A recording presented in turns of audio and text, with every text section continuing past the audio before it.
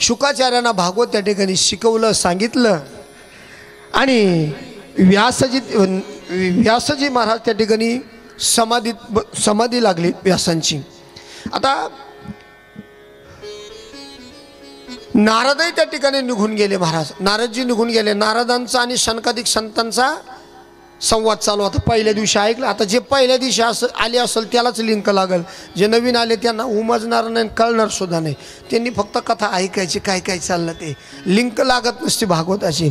रामायण सोपं आहे महाराज, रामायण फार सोपं आहे, पण भागवत एवढं किचकट आहे समजण्याकरता, तरी मी तुमच्या समोर एकदम सोपं करून सांगतो की नाही।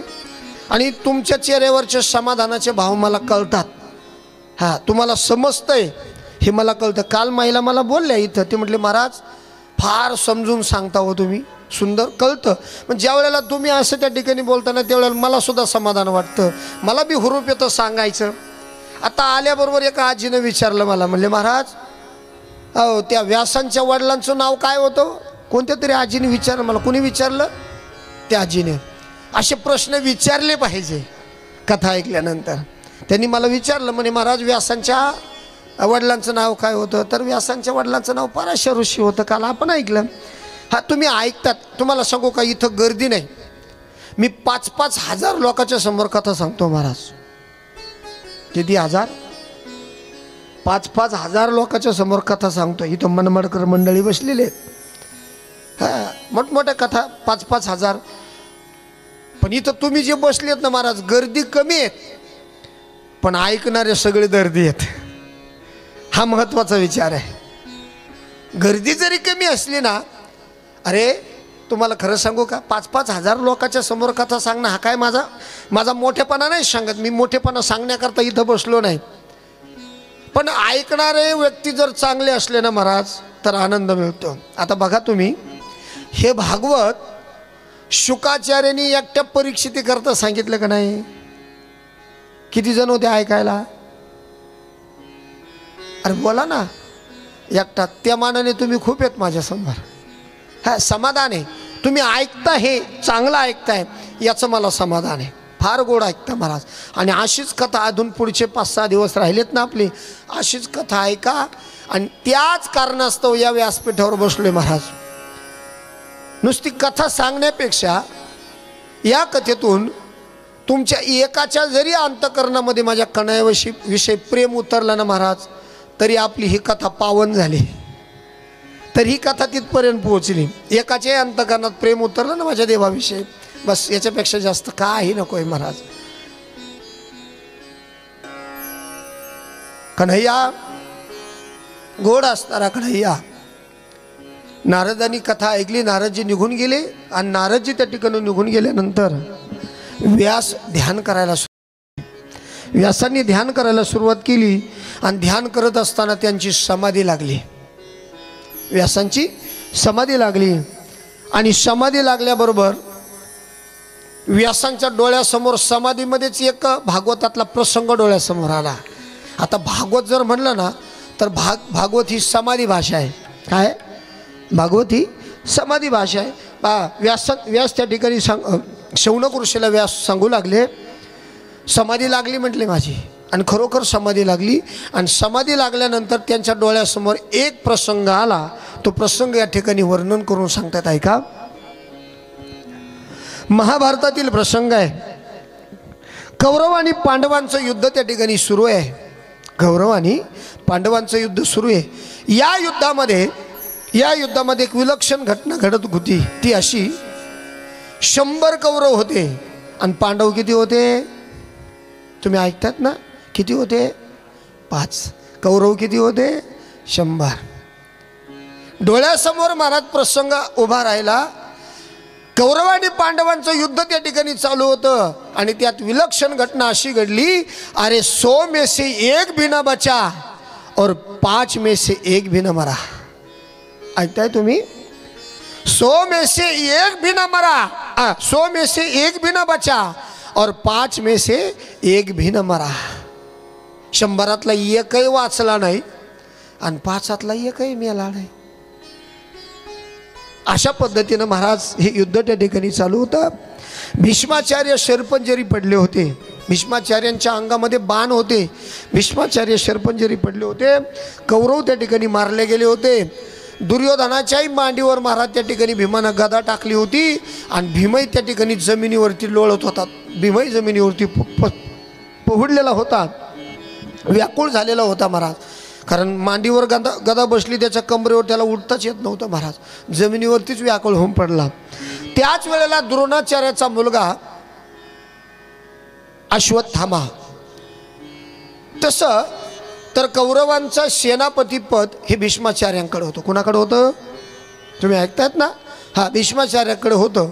परंतु भीष्माचार्य शरपंजरी पडल्यानंतर ते सेनापती पद द्रोणाचार्याचा मुलगा आणि दुर्योधनाचा मित्र अश्वत्थामा याच्याकडे ते पद दिलं होतं, सेनापती पद। त्याच वेळेला हा अश्वत्थामा आपल्या मित्राला म्हणजे दुर्योधनाला भेटायला गेला, जो दुर्योधन जमिनीवरती झोपलेला होता, व्याकुळ झाला होता भीमाच्या गदेनं। त्यावेळेला तिथे गेला आणि गेल्यानंतर या अश्वत्थामाला भीमाची असणारी ती व्यथा पाहिली आणि दुःख त्या ठिकाणी झालं। माझ्या मित्राच्या मांडीवर गदा बसली, त्याला उठता येईना म्हणे, व्याकुळ होऊन पडलाय। त्या आजीला खुर्ची द्या बसायला, त्या आजीला खुर्ची द्या एक बसायला।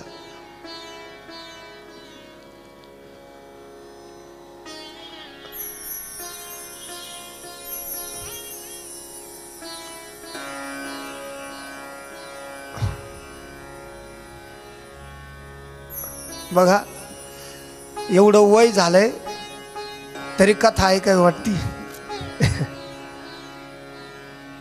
ही कथा आहे ना महाराज, कथा ज्याच्या कानावर पडती ना महाराज, एकदा जर कानावर पडली ना तर या कृष्ण परमात्म्याचा स्वभाव आहे आकृष्ट करणे। कालही सांगितलं, तो बरोबर खिचून घेत असतो महाराज।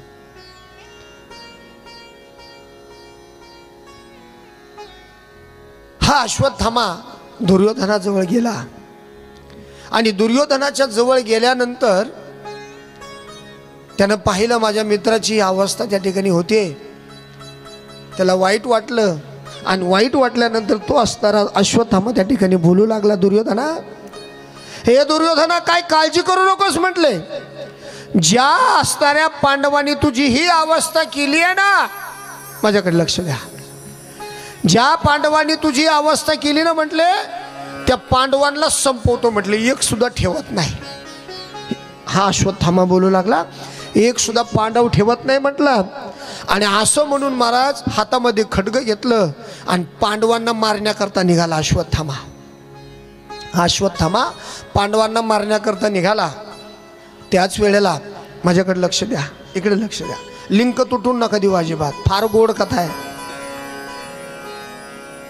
त्याच वेळेला युद्ध थांबलेलं होतं, सकाळ संध्याकाळपर्यंत युद्ध चालायचं। एकदा का सूर्य त्या ठिकाणी मावळतीला गेला का युद्ध थांबायचं, मग सगळे आपापल्या राहुटीमध्ये आराम करायला यायचे। सगळे आपापल्या राहुटीमध्ये आराम करायला आले होते आणि त्याच वेळेला कन्हैयानं सर्वांना आवाज दिला, कुंती असेल, हे पांडव असतील, पांडवांची मुलं असतील, या सगळ्यांना आवाज दिला आणि सांगितलं, अरे मला तुमच्याबरोबर काहीतरी महत्त्वाचं बोलायचं, तुम्ही सर्वजण बाहेर येता का, असं म्हणून सर्वांना बोलावलं। आता त्याच्यामध्ये पांडवांची 5 मुलं होती महाराज, ते हुबेहूब पांडवांसारखी दिसत होती। त्या मुलांनाही बोलावलं, म्हटले चला देवानं बोलावलं, काहीतरी महत्त्वाचं बोलायचे। ते मुलं म्हटले, बघा सकाळपासून युद्ध करू करू आम्ही खूप दमलोय म्हटले, आम्हाला झोपायचंय म्हटले, आम्हाला आराम करायचा आहे, आम्ही काय येणार नाही, असं म्हणून हे सर्व निघून गेले। आणि ती 5ही मुलं महाराज आपल्या राहुटीमध्ये जाऊन 5ही मुलांनी अंगावरती पांघरून घेतलं आणि झोपी गेले। त्याच वेळेला हा अश्वत्थामा तिथं आला, हातामध्ये खड्ग घेतलं, तिथं आला, त्यानं पाहिलं की पांडव झोपलेले, हुबेहूब पांडवांसारखी मुलं दिसत होते, अंगावरती पांघरून घेतलं, याला वाटलं हे पांडवच आहे, असं म्हणून त्यानं मागचा पुढचा विचार केला नाही। त्या 5ही मुलांची मस्तकच त्या ठिकाणी महाराज छाटून टाकली, 5ही मुलांची मस्तकं त्या ठिकाणी तोडून टाकली आणि ती मस्तकं हातामध्ये घेतली आणि हसत हसत हसत दुर्योधनाकडे गेला। दुर्योधनाच्या समोर ती मस्तकं टाकून दिली, बघ दुर्योधना, पांडव संपवले म्हटला, एकही पांडव त्या ठिकाणी ठेवला नाही म्हटला। त्याच वेळेला या दुर्योधनानं भीमाचं मस्तक म्हणून भीमाच्या मुलाचं मस्तक आपल्या हातात घेतलं. हुबेहूब दिसणारी होती महाराज. एक मस्तक हातात घेतलं भीमाचं म्हणून ते असं हातात घेतलं. घेतल्याबरोबर असं दाबल्याबरोबर टरबुजासारखं फुटलं महाराज ते मस्तक. ते मस्तक फुटल्याबरोबर दुर्योधन त्या ठिकाणी बोलू लागला, अश्वत्थामा अरे तू चुकलास रे, अरे तू चुकलास. म्हणले काय चुकलो? अरे हे भीमाचं मस्तक नाही, हातामध्ये कंदील घेतला लालटेन आणि त्या कंदिलानं पाहिलं तर ही भीमाची ही असणारी पांडवांची 5 मुलं होती. अरे तू कशावरून ओळखलं रे दुर्योधना की हे मस्तक भीमाचं नाही? दुर्योधनानं सांगावं, अरे ज्या वेळेला मी गदा घेऊन त्याच्याबरोबर युद्ध करत होतो ना या भीमाबरोबर, मी कित्येक गदा त्या भीमाच्या डोक्यात मारल्या. म्हणले माझ्या कित्येक गदा मोडल्या, पण भीमाच्या डोक्याला थोडं सुद्धा खरचटलं नाही. आणि हातात घेतल्याबरोबर जे आरती मस्तक तुटलंय लगेच लक्षात आलं हे भीमाचं मस्तक नाही, हे भीमाच्या मुलाचं मस्तक आहे. त्या दुर्योधनानं कोणाला तरी विचारलं होतं माझा मृत्यू जवळ आलेला कसं ओळखायचं. त्या दुर्योधनानं विचारलं होतं कोणाला तरी की माझा मृत्यू जवळ आलेला कसं ओळखायचं. तर त्यावेळेला त्या दुर्योधनाला कोणीतरी ज्योतिषानं सांगितलं होतं म्हणे हे बघा असं आहे, ज्या वेळेला सुख आणि दुःख एकाच वेळेला तुझ्या जीवनात येतील त्यावेळेला समजून घे तुझा मृत्यू जवळ आलाय. पांडव मारले, अगोदर गेल्या गेल्या कळालं ना मी पांडव मारले, याचं सुख झालं. पण ज्या वेळेला लक्षात आलं हे पांडव नसून हे पांडवांची मुलं आहे त्यावेळेला दुःख झालं. का दुःख झालं? अरे कसे का होईना माझ्या भावांची मुलं होती, पण आज असणाऱ्या आमच्या वंशाला दिवा राहिला नाही याचं दुःख झालं. सुख आणि दुःख एकाच वेळेला जीवनात आलं आणि दुर्योधनानं प्राण सोडून दिले महाराज. आता मात्र हा अश्वत्थामा विचार त्या ठिकाणी करतोय आता काय केलं पाहिजे, आता काय केलं पाहिजे. तोपर्यंत भगवान परमात्मा सगळ्याला घेऊन जे बाहेर गेले होते ना ते सर्वजण त्या ठिकाणी आले. आणि आल्याबरोबर महाराज ही द्रौपदी होती ना, द्रौपदी ती अगोदर आपल्या मुलांच्या राहुटीकडे गेली. कारण आई अशी असते महाराज, ती कुठे गेली ना रात्री जर आली ना घरी बाहेरून तर ती अगोदर आपले मुलं झोपले का नाही ती पाहत असते. त्याचप्रमाणे द्रौपदी त्या मुलांच्या राहुटीमध्ये गेली. पाहतात तर काय त्या 5 मुलांची मस्तकं कोणीतरी तोडून नेलेली होती. सगळ्या राहुटीमध्ये त्या ठिकाणी रक्त सांडलेलं होतं. आणि हे दृश्य त्या ठिकाणी द्रौपदीनं पाहिलं आणि द्रौपदीनं महाराज आक्रोश करायला सुरुवात केली. धावा धावा धावा आक्रोश करू लागली महाराज. ही आरोळी महाराज कन्हैयांना ऐकली, अर्जुनानं ऐकली, भीमदादानं ऐकली. सगळे धावत धावत त्या राहुटीकडे आले. आल्यानंतर पाहतात तर काय संपूर्ण राहुटी त्या ठिकाणी रक्तरंजित झालेली आहे. मुलांची मस्तकं कोणीतरी तोडून नेली. अर्जुनाच्या लक्षात आलं हे काम कुणाचं आहे, हे काम त्या दुराचारी असणाऱ्या अश्वत्थाम्याचं आहे. हे अर्जुनाच्या लक्षात आलं. अर्जुनाला राग आला आणि भीमदादा आणि अर्जुन धावत धावत अश्वत्थाम्याच्या पाठीमागं पळू लागले महाराज. धावत धावत अश्वत्थाम्याच्या पाठीमागं पळू लागले. त्याच वेळेला या अश्वत्थाम्यानं अर्जुनावरती ब्रह्मास्त्राचा प्रयोग केला. त्यानं ब्रह्मास्त्राचा प्रयोग केला म्हणून अर्जुनाने त्याच्यावरती ब्रह्मास्त्राचा प्रयोग केला.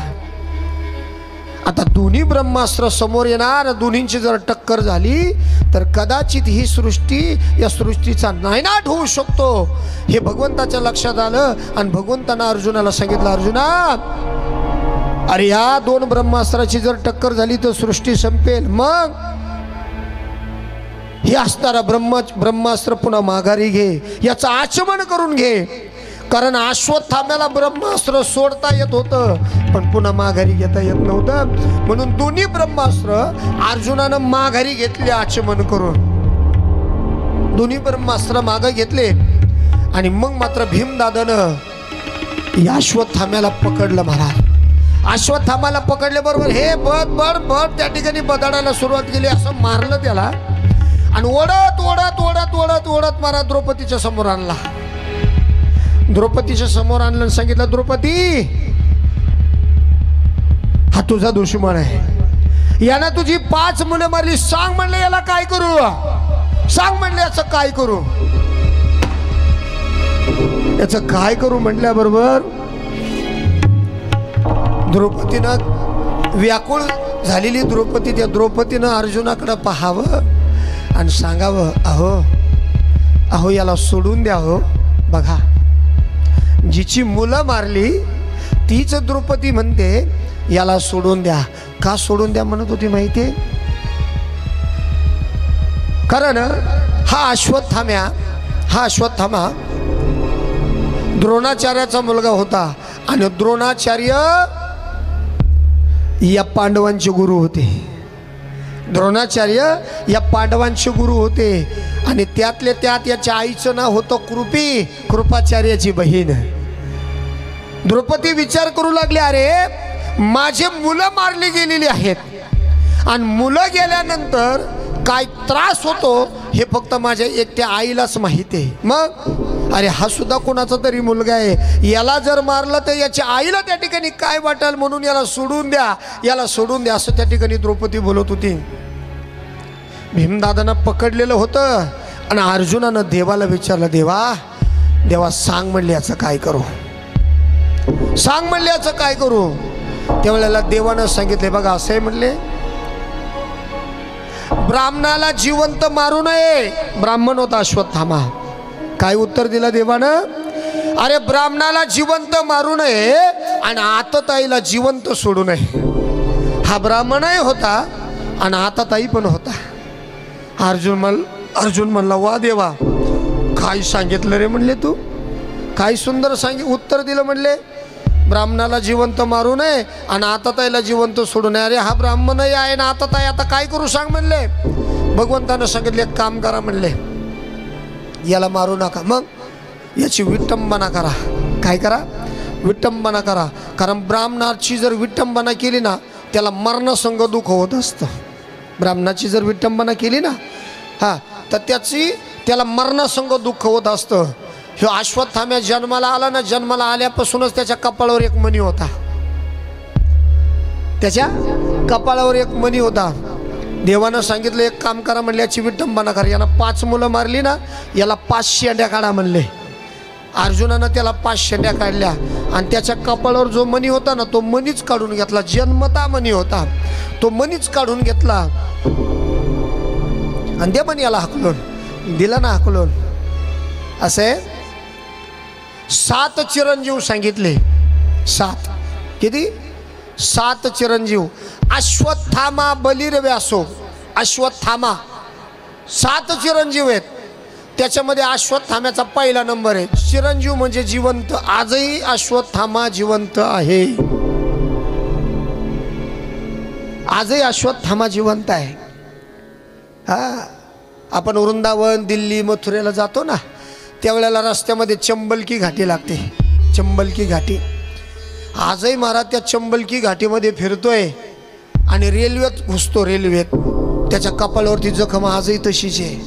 त्या रेल्वेत घुसतो आणि त्या रेल्वेत गेल्यानंतर कुणालाही त्या जखमेला लावण्याकरता तेल मागतो आणि अश्वत्थामा ज्याला तेल मागतो त्याचं कल्याण होतं. आजही तो जिवंत आहे अश्वत्थामा. तो मणी काढून घेतला, 5 शेंड्या काढल्या, हाकलून दिला. हसत होता. का हसत होता? मोठ्या मोठ्यानं बोलत होता, अरे माझी विटंबना केली ना करा, अरे पण पांडवांचा वंशच संपवला म्हणले. हसत होता. आता त्याला काय माहिती पांडवांचा वंश संपला का नाही संपला. हसत होता. का त्याला एवढी चीड होती माहिती पांडवांची? काय चीड होती? बोलत होता, काय चूक होती म्हणले माझ्या बापाची, द्रोणाचार्याची. कटकारस्थान करून तुम्ही त्याला मारलं, तशी चूक होतीच ना. अभिमन्यू, अर्जुनाचा मुलगा अभिमन्यू, या अभिमन्यूला महाराज याच द्रोणाचार्यानं चक्रव्यूहामध्ये अडकून मारलं होतं. ही चूक होती ना महाराज, ही चूक होती. आणि भगवान परमात्मा महाराज एवढा लीलाकारी आहे ना, देव एवढा लीलाकारी आहे ना. ज्या वेळेला महाराज युद्ध सुरू व्हायचं होतं ना, त्यावेळेला एक छोटं पिल्लू होतं हत्तीचं. त्या हत्तीच्या पिल्लाचं नाव देवानं अश्वत्थामा ठेवलं होतं. काय ठेवलं होतं? अश्वत्थामा. आणि युद्धाच्या प्रसंगी अभिमन्यूला मारलं याचा राग देवाला होता. आणि द्रोणाचार्य त्या चक्रुव्याच्या आत होते महाराज. म्हणजे द्रोणाचार्याला बाहेर कसं काढायचं याच्याकरता देवानं एक आयडिया केली. देवानं त्या रणांगणामध्ये एक बातमी पसरून दिली, अश्वत्थामा मेला, अश्वत्थामा मेला, अश्वत्थामा मेला. ही बातमी आतमध्ये उभी असणाऱ्या द्रोणाचार्यापर्यंत पोहोचली आणि द्रोणाचार्याला बातमी कळाली अश्वत्थामा मेला. द्रोणाचार्य सगळ्याला विचारू लागले, अरे खरंच माझा मुलगा अश्वत्थामा मेला का, खरंच माझा मुलगा मेला का. सगळे म्हणायचे हो आवाज तर तोच आहे, अश्वत्थामा मेला, अश्वत्थामा मेला. पण कुणीतरी सांगितलं तुम्हाला जर खरं ऐकायचं असेल ना, खरं एकच माणूस बोलू शकतो, त्याचं नाव आहे धर्मराजा. धर्म, हा युधिष्ठिर नाव आहे त्याचं, तो धर्म, तोच खरं बोलू शकतो. म्हणून द्रोणाचार्य धर्मराजाला विचारायला गेले आणि हे देवानं ओळखलं. देव म्हणे आता हे धर्मराजा खरं बोलून जाईल म्हणले, कारण हा कधी खोटं बोलत नाही. तोपर्यंत भगवान गेले धर्मराजाकडे. धर्मराजाला सांगितले, बघ धर्मा, द्रोणाचार्य तुझ्याकडे येणार आहेत, ते येत आहेत तुझ्याकडं आणि आल्यानंतर तुला ते विचारणारे अश्वत्थामा खरंच मेला का, तर तू सांगू नको म्हटले, तू सांग की खरंच मेला. धर्मराजा म्हणले, बघ देवा, मानावर सूर्य आली तरी खोटं बोलणार नाही म्हणले. अरे किमान एवढं तरी म्हणणं म्हणले, अश्वत्थामा मेला, माणूस मेला का हत्ती मेला माहीत नाही, एवढं तरी म्हण. धर्मराजा तिथं आले. देवानं सगळी तयारी करून ठेवली. धर्मराजाबरोबर धर्मराजाच्या समोर द्रोणाचार्य आले आणि द्रोणाचार्याने व्याकुळ होऊन त्या ठिकाणी धर्मराजाला विचारलं, धर्मा, अरे सर्वच जर म्हणतात अश्वत्थामा मेला, खरंच सांग म्हणलं धर्मराजा, माझा अश्वत्थामा मेला का रे. त्याच वेळेला धर्मराजानं सांगावं, द्रोणाचार्य अहो अश्वत्थामा हत, काय सांगितलं, अश्वत्थामा हत नरोवा कुंजरोवा. काय वाक्य, अश्वत्थामा हत नरोवा कुंजरोवा. अश्वत्थामा हत म्हणजे अश्वत्थामा मेला, नर म्हणजे मनुष्य आणि कुंजर म्हणजे हत्ती. अश्वत्थामा मेला, माणूस मेला का हत्ती मेला एवढं मला माहीत नाही असं त्या ठिकाणी बोलला. पण झालं असं, ज्या वेळेला धर्मराजा बोलला अश्वत्थामा हत, एवढं म्हणल्याबरोबर देवानं लगेच दुडुम निवाद्य वाजवायला सुरुवात केली, धड धड धड धड धड धड धड. आणि पुढचं बोलला ना नरोवा कुंजरोवा, द्रोणाचार्याला ऐकायलाच गेलं नाही महाराज. त्याच वेळेला द्रोणाचार्याला फक्त अश्वत्थामा हात एवढंच ऐकलं ना, द्रोणाचार्यानं महाराज लगेच दुरी गुडघे खाली टेकवले, व्याकुळ झाले. द्रोणाचार्यांना हरवणं एवढं सोपं नव्हतं. जोपर्यंत शस्त्र त्याच्या हातात आहे ना, तोपर्यंत द्रोणाचार्याला कोणीच हरू शकत नव्हतं. म्हणून देवानं ही सगळी लीला केली. तो व्याकुळ झाल्याबरोबर त्यानं धनुष्य खाली टाकून दिलं, खाली मान घातली, दोन्ही गुडघे खाली टेकवले आणि मग देवानं सांगितलं, अर्जुना अरे चालून शिकार आली म्हणले, काय पाहतो, सोड म्हणले बाण. अर्जुनानं बाण सोडला महाराज आणि द्रोणाचार्याला त्या ठिकाणी युद्धात मारावं लागलं. ही चूक होती, याचा बदला घेईन म्हणला. अश्वत्थामा माझ्या बापाला मारलं म्हणले, माझ्या बापाला मारलं. ही चूक त्या ठिकाणी अश्वत्थामा मानत होता. पण क्षत्रियाचा धर्म आहे महाराज युद्ध करणं. तिथं बाप नाही, भाऊ नाही, कोणी कोणाचा त्या ठिकाणी नाही. क्षत्रिय हा धर्म असा आहे, कोणी समोर युद्धच करणं आहे, हा धर्म आहे. म्हणून तो अश्वत्थामा डोक्यात मारा त्याचा तो विषय होताच. माझ्या बापाला मारलं, माझा बाप याचा सूट घेईन म्हणला. आणि म्हणून तो अश्वत्थाम्या विचारच करत राहिला महाराज, तो वाटच पाहत होता. त्याच वेळेला अभिमन्यूची असणारी पत्नी, तिचं नाव होतं उत्तरा. अभिमन्यूची असणारी पत्नी, तिचं नाव होतं उत्तरा. ही उत्तरा गर्भवती होती. आता पांडव राज्य करतायत आणि पांडवांची सुनबाई उत्तरा गर्भवती होती. सर्वांना आनंद झाला, कारण अभिमन्यू युद्धात मारलेला होता, पण उत्तरेच्या पोटामध्ये गर्भ होता. आणि मग हे पांडव राज्य त्या ठिकाणी करतायत. त्याच वेळेला भगवान परमात्म्यानं सर्व राज्य महाराज पांडवांच्या ताब्यात दिलं होतं. पांडव त्या ठिकाणी राज्य करत होते आणि आता भगवान द्वारकेला जाण्याकरता निघाले. तुम्ही ऐकतायत ना, भगवान द्वारकेला जाण्याकरता निघाले. रथ भगवंताचा आला, एक पाय रथात टाकला आणि दुसरा पाय रथामध्ये उचलणार, तेवढ्यात उत्तरा धावत आली. का धावत आली होती माहिती आहे का उत्तरा? कारण या अश्वत्थाम्यानं तिच्या गर्भावरती ब्रह्मास्त्राचा प्रयोग केला.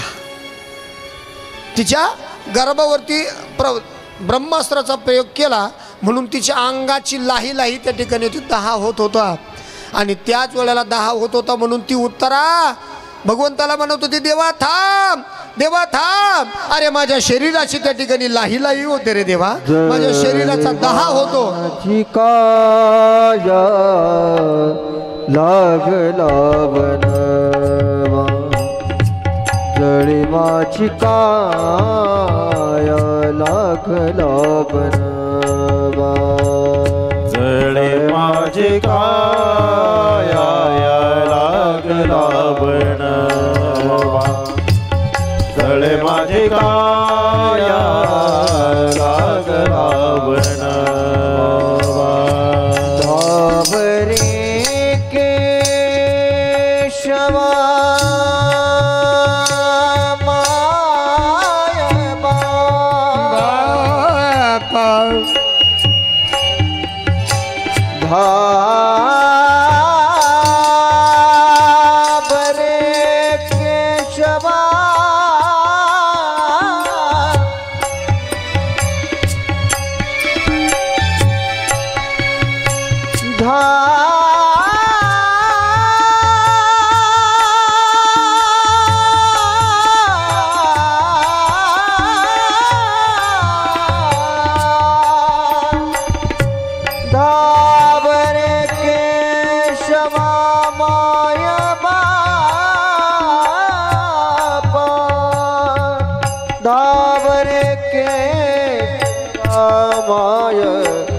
बापा धावरे केशवा माय बापा जळी माझी काया लागला बनवा जळे माझी काया लागला बनवा लागला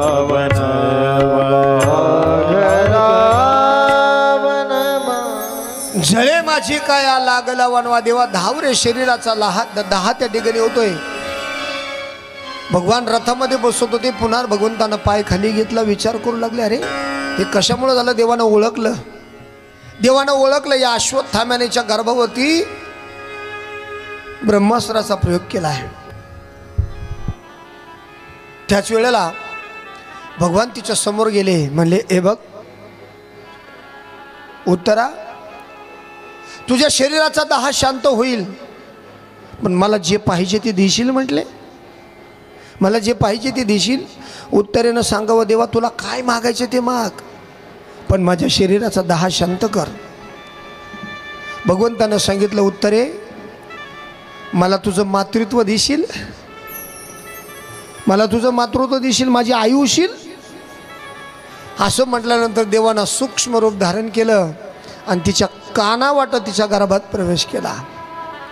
तिच्या कानावाटं तिच्या गर्भामध्ये प्रवेश केला. हातामध्ये पद्म शंख चक्र गदा घेतले आणि भगवान तिच्या गर्भाभोवती फिरत आहेत. भगवान तिच्या गर्भाचं रक्षण करतायत आणि समोरही तिच्याशी बोलतायत. जगाचा मालक आहे महाराज, त्याला सर्व लीला करता येतात. गर्भाचं रक्षणही भगवान करतोय आणि समोरही तिच्याशी बोलतोय. समोरून ब्रह्मास्त्र आलं महाराज, ब्रह्मास्त्र आलं पण या असणाऱ्या भगवंताला महाराज तिच्या गर्भामध्ये फिरत असताना रक्षण करताना पाहिलं ते ब्रह्मास्त्र परत माघारी गेलं, ते निघून गेलं महाराज मागा. आता बापाला पाहिल्यावर लेकाचं काय काम आहे थांबायचं, हा बाप आहे जगाचा. ब्रह्मास्त्र निघून गेलं, ब्रह्मास्त्र त्या ठिकाणी निघून गेलं. तिच्या शरीराचा 10 शांत झाला. हे सगळं महाराज कुंती आणि हे पांडव पाहत होते. भगवान तिच्याशी बोलतोय आणि तिच्या गर्भाचे रक्षण करतो. कुंतीनं ओळखलं हे सगळं भगवंताचंच काम आहे, यानंच केलं सगळं.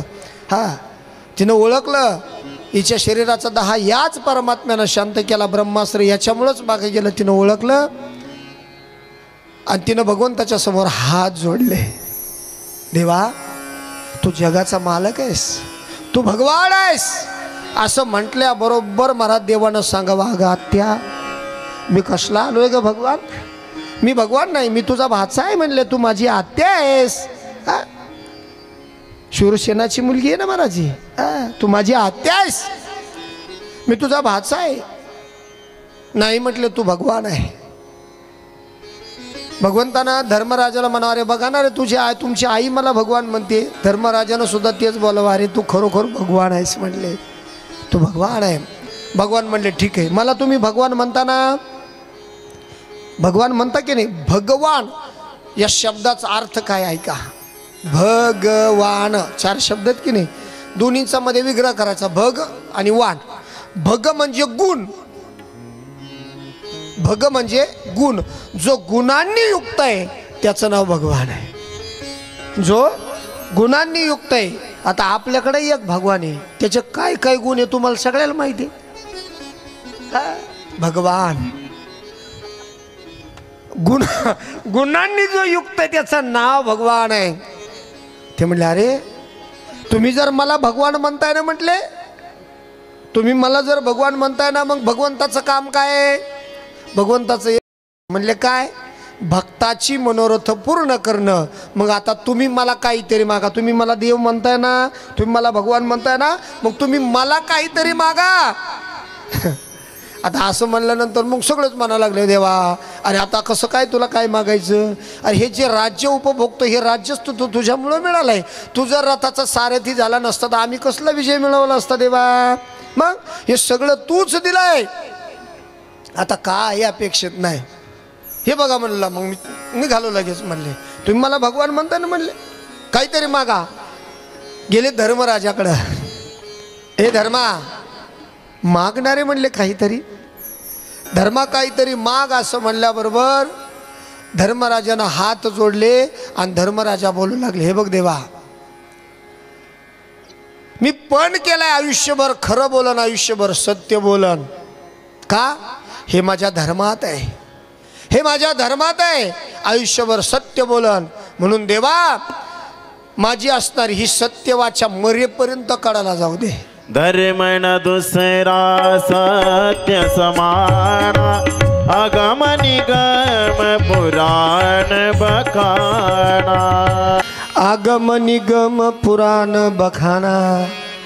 आयुष्यभर खरं बोलायची शपथ घेतली, पण केलाय, मरेपर्यंत अशी वाचा माझी शेवटपर्यंत सत्य वाचा कडेला जाऊ दे. धर्मराजाचं मागणं पूर्ण झालं. नंबर आला अर्जुनाचा. अर्जुना माग म्हणले, तुला काय मागायचं. अर्जुन म्हणला, देवा हे समोर दिसणारं जे आपतेष्टानं यांना पाहिल्यानंतर मी युद्धाला नकार दिला. मी युद्धाला नकार दिला आणि त्यावेळेला देवा तुम्हाला धर्म शिकवला, धर्म सांगितला, तत्वज्ञान सांगितलं कुरुक्षेत्रावरती. धर्मक्षेत्रे कुरुक्षेत्रे यदा यदा ही धर्मक्षेत्र तूच मला शिकवलं ना म्हटले. मग देवा त्यावेळेला तू माझा गुरु झालास, त्यावेळेला तू माझा गुरु झाला आणि मी तुझा शिष्य झालो. म्हणून देवा तुझा आणि माझा गुरु शिष्यत्वाचा भाव असाच कडेला जाऊ दे. शिष्यत्व मागितलं. नंबर आला भीमदादाचा. भीमदादाचा नंबर आला. दादा, देवाने विचारलं, दादा मागा ना म्हणले काहीतरी. असं म्हणल्याबरोबर भीमदादाला याचा जरा ज्यादा छंद होता. कशाचा, खाण्याचा. काही काहींना असतो खाण्याचा छंद. डांबर खाऊ का सिमेंट खाऊ, तुम्हाला कळालं ना. हे ज्याला कळन त्याला कळन, ज्याला नाही कळन त्याला बाबा काय करीन. कळतंय ना तुम्हाला. हा लोक खातात ना, सिमेंट खाय, वाळू खाय, डांबर खाय, सगळं खातात. कुणी चारा खातं, चारा घोटाळा, कुणी सिंचन घोटाळा. कळतंय ना तुम्हाला मी काय बोलतो, कळतंय ना. अरे तुम्हाला कळालं ना, बस झालं. हा हे घोटाळे नाही तर काय, हे खाणं नाही तर काय, काही खातात लोक. कुणी चिक्की खातं, अजून कुणी काय खाल्लं.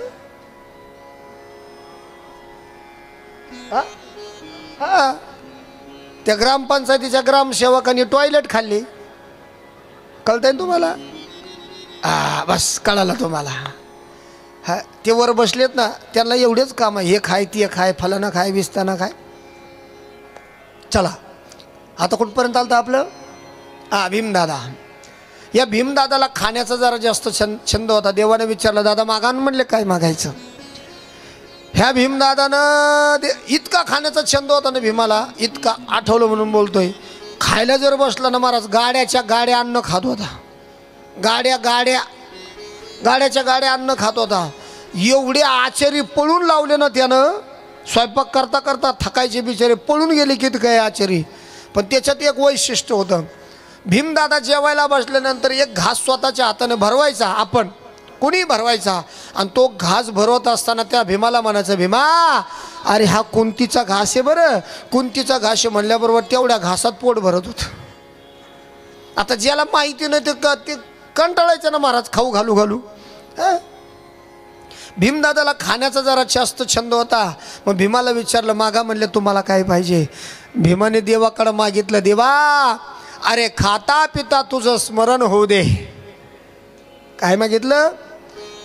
खाणंही मागितलं आणि देवाचं स्मरणही मागितलं. नंबर आला नकुल सहदेवाचा. मागा म्हणले काय मागायचं? नकुल सहदेव म्हणले काहीच नको, हे तिघ जण आमचे भाऊ आहेत ना, आयुष्यभर यांची सेवा केली ना, अशीच सेवा कडेला जाऊ दे. वेगवेगळं मागितलं, कोणी सेवा मागितली, कोणी शिष्यत्व मागितलं, कोणी स्मरण मागितलं खाता पिता, कोणी सत्यत्व मागितलं. सगळ्यांचं मागणं त्या ठिकाणी पूर्ण झालं. आता नंबर आला द्रौपदीचा. नंबर आला द्रौपदीचा. भगवंतानं द्रौपदीला म्हणावं, द्रौपदी माग ना ग, तुला काय मागायचं. द्रौपदी म्हणले, देवा खरं सांगू का तुला,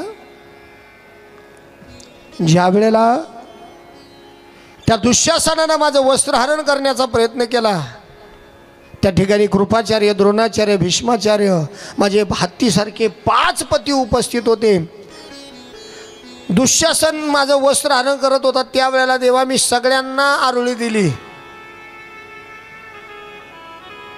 माझ्यावर कष्ट, माझ्यावर त्या ठिकाणी संकट होतं. मी आवाज दिला, कृष्णा कृष्णा मुकुंदा जनार्दना, कृष्ण गोविंद नारायण रे, कोठे गुंतलासी द्वारकेच्या राया, वेळ कस खया लाभेला. त्यावेळेला एकच आवाज त्या देवाला दिला, तो जगाचा मालक, तो जगाचा मालक माझ्या करता धावून आला रे देवा, तोच खरा माझा सखा आहे. म्हणून देवा तुझा आणि माझा सख्यत्वाचा भाव असाच कडेला जाऊ दे. द्रौपदीनं देवाचं सख्यत्व मागितलं. नंबर आला सुभद्रेचा. सुभद्रा देवाची बहीण आहे, सुभद्रा देवाची बहीण आहे. भगवान बोलू लागले, सुभद्रा बाई माग बरं, तुला काय मागायचं, कारण तू माझी लाडकी बहीण आहेस. लाडकं काही मागत. आता हे तुमचे लाडके समोर बसले, काहीतरी मागतच असतील की नाही. लाडके लाडके लाडकं काही मागतं. सुभद्रा तू माझी लाडकी बहीण, तुला काय मागायचं ते माग. सर्वजण त्या ठिकाणी सुभद्रेच्या चेहऱ्याकडे पाहू लागले. म्हणजे अरे देवाची लाडकी बहीण आहे आणि हिनं लाड देवाला जर संसाराचं मागितलं तर आमच्या मागण्याचा उपयोग होणार नाही म्हटले, कारण आम्ही कोणीच संसार मागितला नाही. पण ज्या वेळेला सुभद्रेनं महाराज देवाकडे मागायला सुरुवात केली, ऐका काय म्हटली सुभद्रा. सुभद्रा बोलते, कृष्ण त्वदीय पद पंकज पंजरांते, अद्वेयमेव शतु मानस राजहंस, प्राण प्रयाणी खपवात पित्ते, कंठावर धनविदो स्मरणम कुतस्ते. काय मागितलं? कृष्ण त्वदीय पद पंकज पंजरांते, अद्वैमेव शतु मानस राजहंस, प्राण प्रयाणी समय खपवात पित्ते, कंठावर धनविदो स्मरणम कुतस्ते. याचा या श्लोकाचा अर्थ असा आहे, सुभद्रा म्हणते देवा तुझ्या पाया पडते देवा, ऐक, ज्या वेळेला मला यम न्यायला येतील, अंतकाळ समायला मला यम न्यायला येतील, माझं कफ वात पित्त उफाळून येईल, त्यावेळेला मला खूप वेदना होतील देवा. आणि त्यावेळेला ज्यांना मी माझं म्हणते नाही तर सगळे बसलेले हे माझे, मला माहिती आहे मी ज्यांना आत्ता माझं म्हणते ना त्यावेळेला यातलं एकही माझ्याबरोबर राहणार नाही, मला हे माहिती आहे. म्हणून देवा अरे त्या अंतकाळ समयाला तू माझ्याजवळ असावं. हे ऐकल्याबरोबर सगळ्यात अगोदर कुंतीनं टाळी वाजवली. वा काय सुंदर मागणं मागितलं ग. इतना तो करना स्वामी जब प्राण तन से निकले. इतना तो करना स्वामी जब प्राण तन से निकले.